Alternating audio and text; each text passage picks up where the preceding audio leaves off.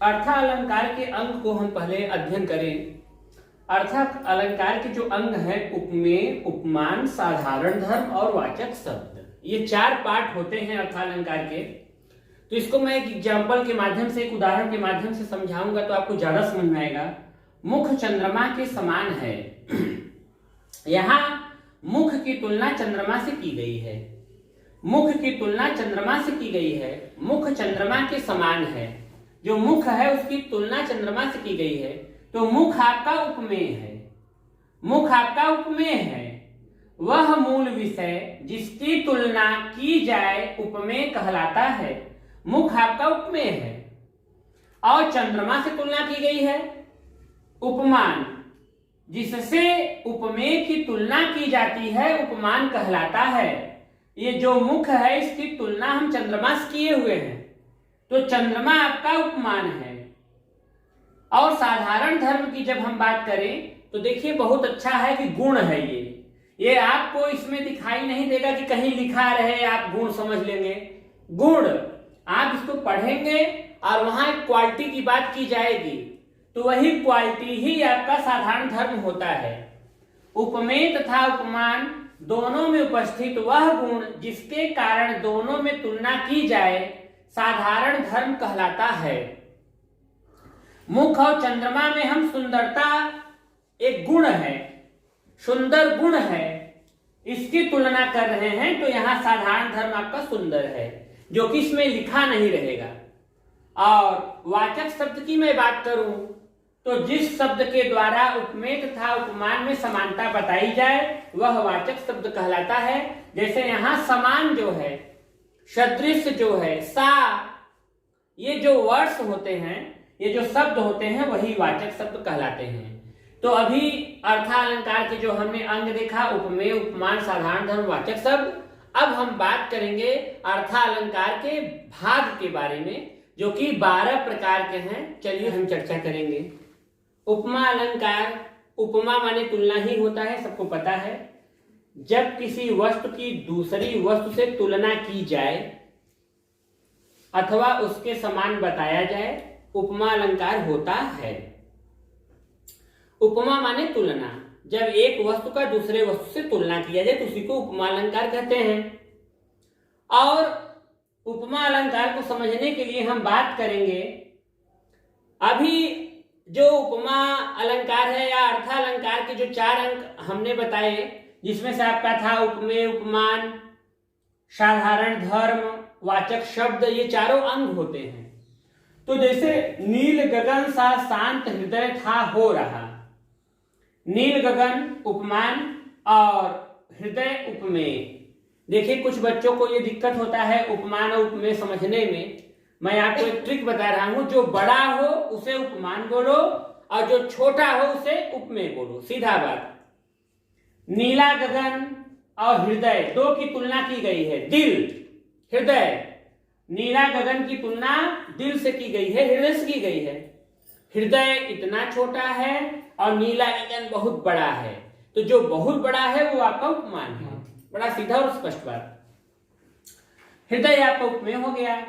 वाचक शब्द की जब मैं बात करूं तो सा, सदृश, सरिस, समान, जैसे, ये शब्द जो होते हैं, जो तुलना के शब्द होते हैं, उसे हम वाचक शब्द कहते हैं। और शांत जो है ये गुण है, और जो गुण होता है उसी को हम साधारण धर्म बोलते हैं। तो ऊपर नील गगन सा शांत हृदय था हो रहा, ये उपमा अलंकार का एक एग्जाम्पल हो गया। इसमें ये चारों आइटम आपको मिल जाएंगे। उपमा अलंकार के भेद भी हैं, 2 होते हैं, पूर्णोपमा और लुप्तोपमा। पूर्णोपमा की यदि हम बात करें, जैसे कि एग्जाम्पल की मदद से हम समझेंगे, पीपर पात सरिस मन डोला। छोटी क्लास में ज्यादातर अध्यापक यही एग्जाम्पल बताते हैं। पीपर पात सरिस मन डोला, जो मन है वो पीपल के पत्ते के समान डोल रहा है। मन, जैसे अभी मेरा मन कर दिया कि मैं IAS बन गया, और एक ही समय में हमारा मन हो गया कि हम चपरासी बन गए। तो ये मन है, मन बहुत चंचल है।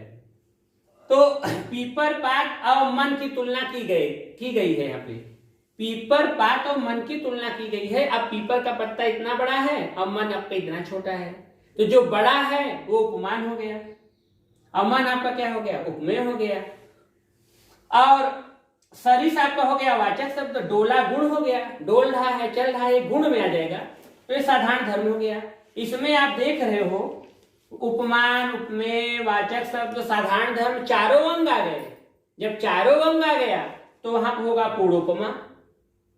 जब उपमा अलंकार के चारों अंग उपमा में विद्यमान हो तो उसे पूर्णोपमा अर्था अलंकार कहते हैं। अब आगे हम लुप्तोपमा पे चर्चा करें। लुप्तोपमा नेत्र कमल जैसे हैं। नेत्र कमल जैसे हैं। नेत्र और कमल में कौन बड़ा होगा, कमल बड़ा होगा, नेत्र छोटा होगा। जो बड़ा है वो उपमान है और जो छोटा है वो उपमेय है। जैसे आपका वाचक शब्द हो गया। यहां पे मैं देख रहा हूं कि इस पूरे लाइन में साधारण धर्म का लोप है।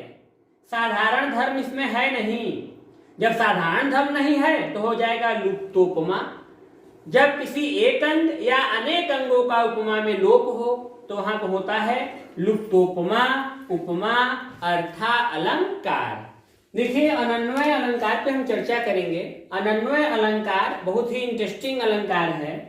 जब उपमेय के कोई उपमान न मिले तथा उपमेय को ही उपमान कह दिया जाए तो अनन्वय अलंकार होता है। ये तो परिभाषा की बात हुई।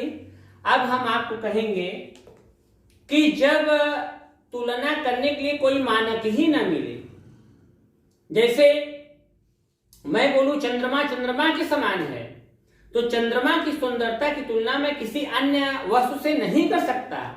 जैसे इस एग्जाम्पल में मैं देख पा रहा हूं, अब यद्यपि दुर्बल भारत है पर भारत के सम भारत है। यहां पे जो लेखक हैं वो लिखे हैं अब यद्यपि दुर्बल भारत है। भारत को दुर्बल उन्होंने पहले लाइन में बोला, लेकिन बोला कि भारत जो है भारत के समान है। भारत आपको उपमेय है। अब भारत जैसे देश की तुलना करने के लिए कोई देश नहीं बना हुआ है, तो यहाँ भारत को ही भारत से तुलना करा दिया गया। मतलब यहाँ पे यही उपमेय ही उपमान बन गया, उपमेय ही उपमान बन गया और सम आपका हो गया वाचक शब्द। तो जहां उपमेय ही उपमान बन जाता है उल्टा। तो यहाँ पे जो आपका उपमान होता है, उपमान का तिरस्कार किया जाता है, उपमान को छोटा दिखा दिया जाता है और उपमेय को बड़ा दिखा दिया जाता है। उपमान सदैव उपमेय से श्रेष्ठ होता है, ये तो आपको पता है। उपमान सदैव उपमेय से श्रेष्ठ होता है, परंतु जब उपमेय को उपमान से श्रेष्ठ बताकर उपमान का तिरस्कार किया जाए जैसे, तो वहां पे प्रतीप अलंकार होता है। जैसे मुख के समान चंद्रमा।